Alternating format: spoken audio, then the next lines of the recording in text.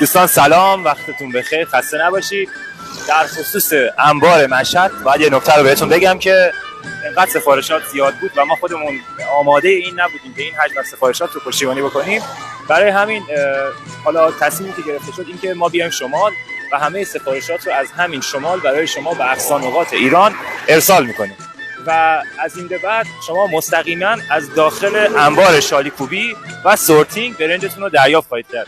عذرخواهی میکنم اگر این هفته سفارشات یه مقدار با اختلال روبرو شد. از هفته‌های بعدی انشالله هم کیفیت بالاتر، هم قیمت مناسبتر و مستقیم از کارخانه برای شما ارسال میکنیم. توی طرح تخفیف مادام العمرمون توی باشگاه مشتریان هم شرکت بکنید. از این به بعد فقط تخفیفات شامل حال کسایی که عضو باشگاه مشتریان ما هستن میشه و بقیه دوستان باید با قیمت آزاد خریداری بکنن. ممنونم، موفق باشید.